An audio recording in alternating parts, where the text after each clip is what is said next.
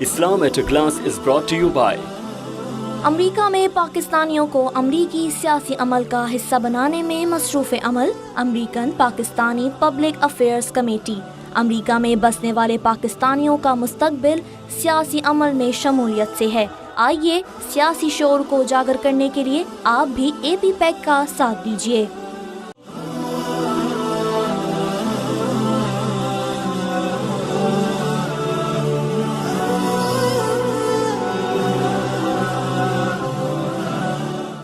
बिस्मिल्लाहिर्रहमानिर्रहीम। अस्सलामु अलैकुम वरहमतुल्लाहि वबरकातुह। अल्हम्दुलिल्लाहि अहदा वस्सलातु वस्सलामु अला नबिय्य बअदा। Dear viewers, today our topic is Islam and the modern life. So to start with, let's first look at the two terms that are used in this title, Islam and modern. Modern actually means anything that is new. And modern, which is modern today, doesn't mean that 20 years ago it was modern. And 20 years down the line, what is modern today will be old and maybe obsolete, but then at that time there will be something else that will be modern. So this is about what modern is. And Islam, I want to say three things about Islam or this religion that will be very relevant to our topic. And I will establish the relevance as we go by.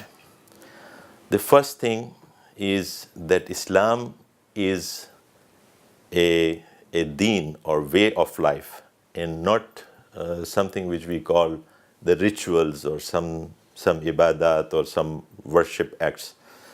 That is part of Islam, but Islam is much more than that.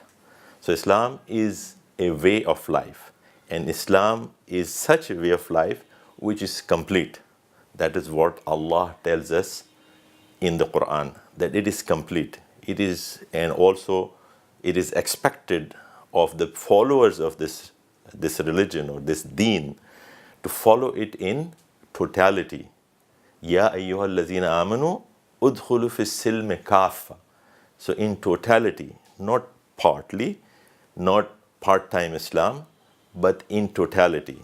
If you want to see the fruits of this deen, if you want to see the benefits in your life and in your society, then you have to adopt it in completeness. That's how you will see the real fruits of this religion and this deen. This is the first thing you should understand, or we should understand. The other thing about Islam is that this is the religion, or this is the way of life of the nature of men, which has not changed over the centuries. It has remained the same. So in one of the hadith of Rasulullah sallallahu alaihi wasallam, it is mentioned that kullu mauludun waladun alal fitra. So all the newborns are born on the nature or the fitra. So the nature of insan stayed the same over the years and over the centuries. So the way insan or the man interacts with its environment, the basics has remained same. So what I am trying to establish here from the first one point I made is that it is mukammal, it is complete way of life. And the second point I said that it is according to our nature.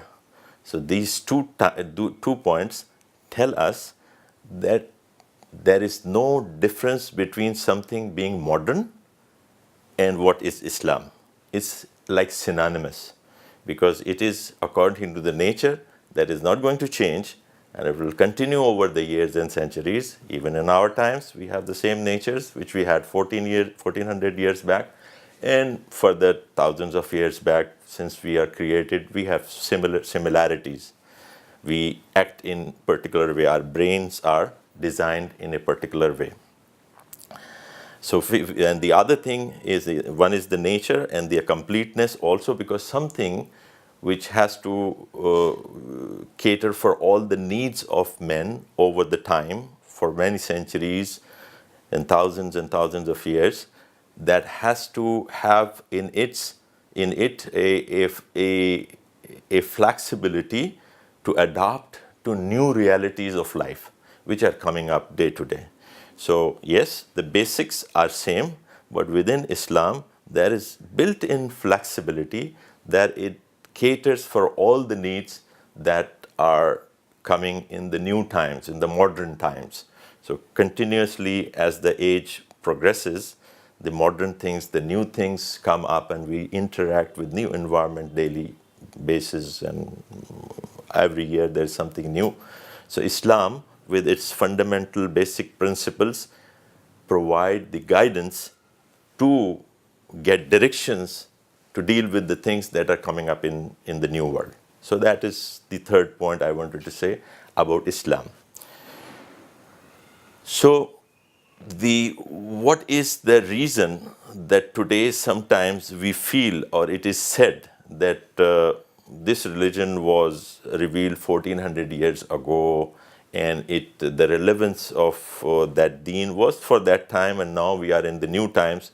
Of course, a believer will believe in these three aspects of Islam, which I just explained to you, that it is according to the nature, it is for all the times and all the places, and also it is complete. So all these things are telling us that it is for all times. But we are believers, we have to believe in that. But if for some reasons our mind are influenced by certain things that are happening around us, and our thinking is affected by that, that's why we start thinking, no, modernism is something else and Islam is something else. To be modern, you have to be in a certain mold. And what is that mold? That is the mold of a dominant culture or society which is present or prevailing at a particular time. So for example, in our times, there is no second guess on that the prevailing or the overwhelming nature of the Western culture and society, we will talk a little bit about the history of that as well, is dominant.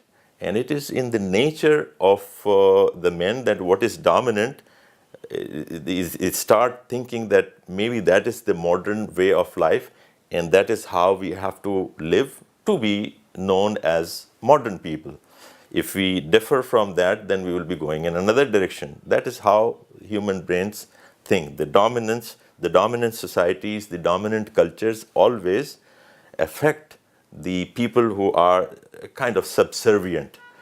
So unfortunately, what has happened, let's look a little bit into the history, that unfortunately what has happened with the Muslims, that around when the 20th century started, at that time, there were hardly any Muslim nations which were free or independent. All of the Muslim land and Muslim countries have been taken over by the colonial powers of Europe over the years. And as I said, that around the turn of the century, 1900 and something, there was no country, maybe Turkey and Afghanistan, there were a couple of countries which were free. But rest of the world rest of the Muslim world was under the occupation of the colonial powers. So we became subservient, so we started admiring our masters. So if we started even admiring the way they look, the way they dress, the way they eat, and all those things, to a certain limit. It's no problem in that. You as long as you are, as I mentioned to you, there are fundamental principles explained in Islam. You follow that, and you follow your dressing accordingly. And even if you follow, the way of dressing of some other nation, as long as you are not crossing the boundaries of unlawful things in Islam, it's okay. But the problem lies in the fact that it is a reflection sometimes of the mindset. The mindset is that you always think of yourself as inferior or as weak, and then it started developing.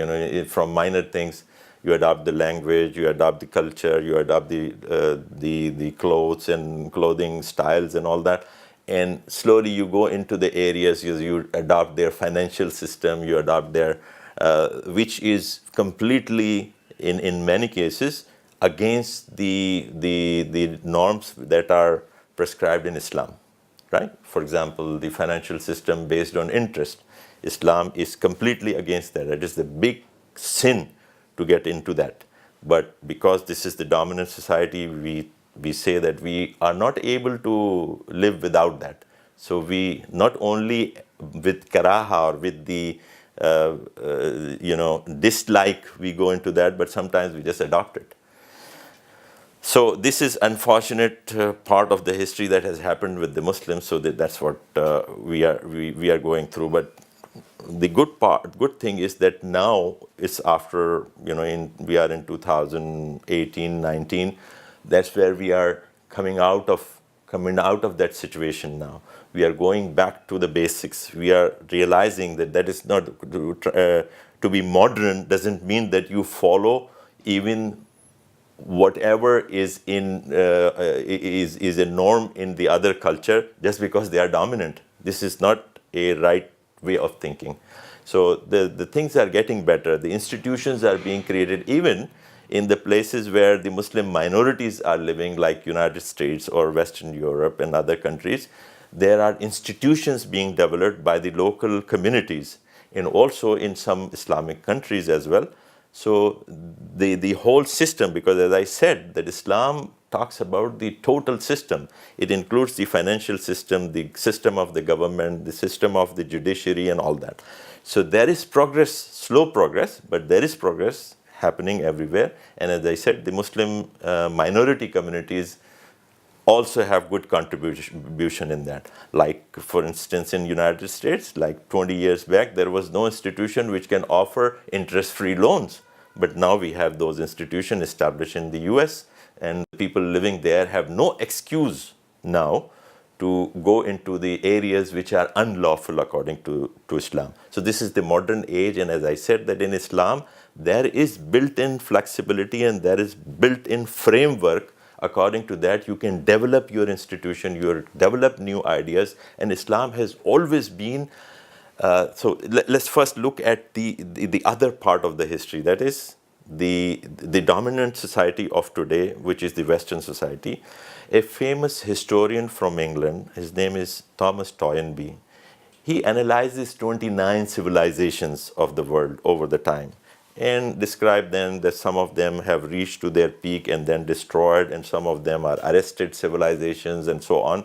And then in the end, he says there are two civilizations that are flourishing even today. And those two are the successors of Hellenic civilization and the Islamic civilization. These are the two civilizations which are flourishing even today. And we have already looked into the Islamic civilization a little bit, the last part of the unfortunate times we have talked about. But let's talk about what happened to the Hellenic civilization and their successors, which are the Western civilization of today. It started in Greece, and then Roman Empire adopted it, and there was a marriage of Christianity with the Roman religion through Paul, and it continued in various forms and offshoots, and it spread. I have to cut short because it's too much detail into it, but it is existing today. Successors of the same route is existing today in the form of Western civilization.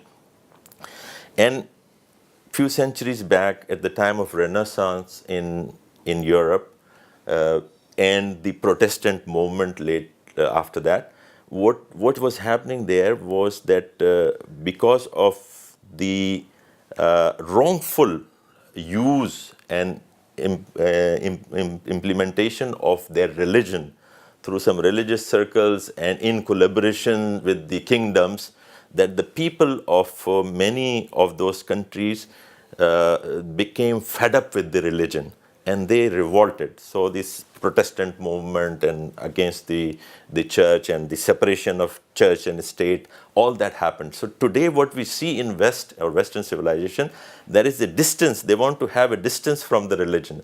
They want to keep the religion inside the church. They don't want to bring it out in their lives. This is completely different scenario from what Islam presents. Islam presents complete framework, but what the Christianity or Western civilization is now going on is two different routes. Christianity for the rituals and some voluntary deeds and all that, but mainly the government, the politics, the economics and everything, it is for the people to define.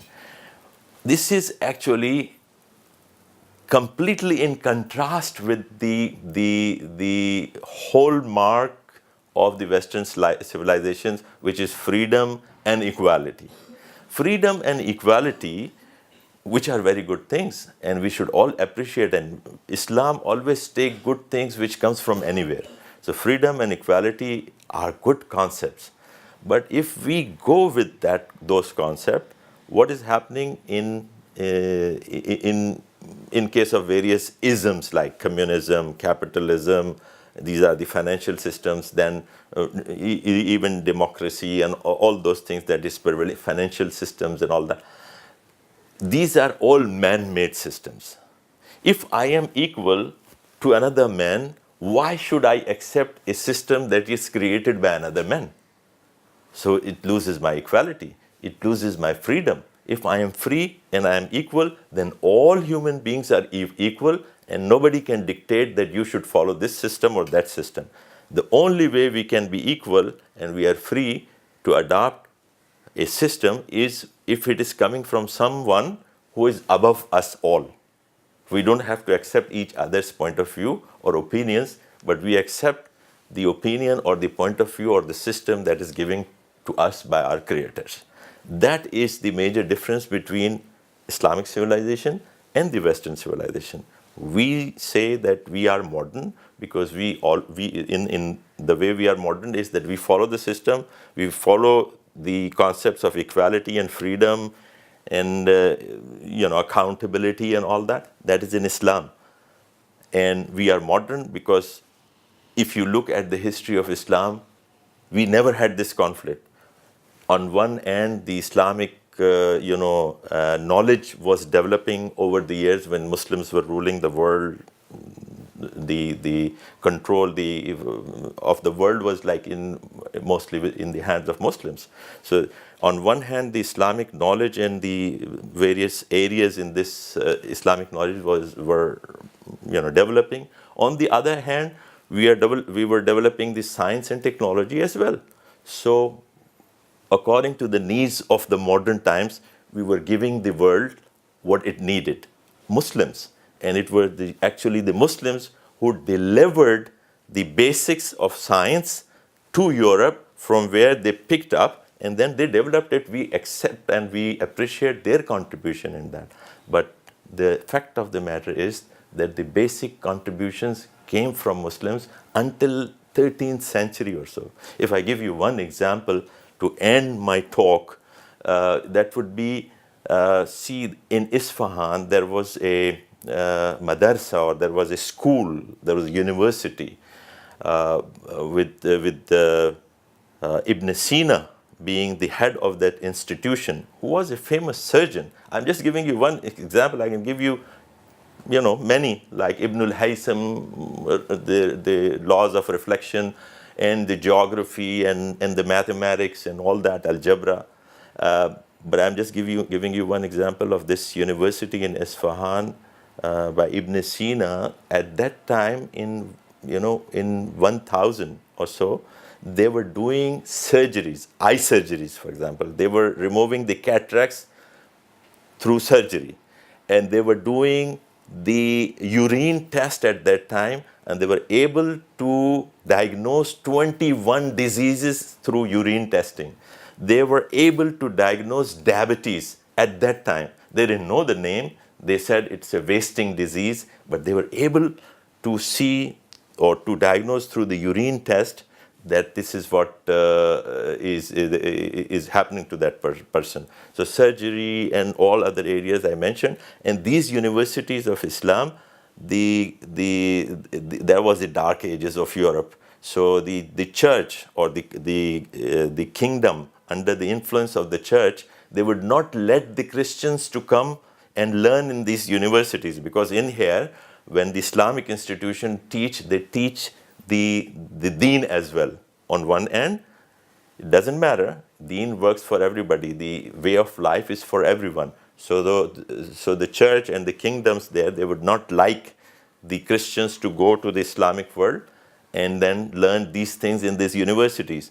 Only the people who used to come here mostly were the Jews, because there was no restrictions on them. And some of the Christians, they will pretend to be Jews just to get education in these universities. So these were the Islamic institutions. So in Islamic institution, our deen, our way of life, and science and technology and many other fields of today's life, they go hand in hand. And as I said, that Islam, with all the first three things that I mentioned to you, according to nature, it's a complete religion, and it is made for all the times and all the geographical locations of the world.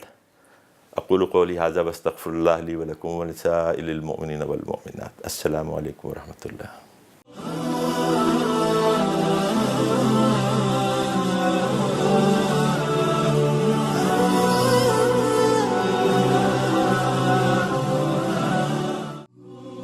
Islam at a Glance was brought to you by अमरीका में पाकिस्तानियों को अमरीकी सियासी अमल का हिस्सा बनाने में मसरूफ़ अमल American Pakistani Public Affairs Committee. अमरीका में बसने वाले पाकिस्तानियों का मुस्तकबिल सियासी अमल में शमूलियत से है। आइए सियासी शोर को उजागर करने के लिए आप भी AP पैक का साथ दीजिए।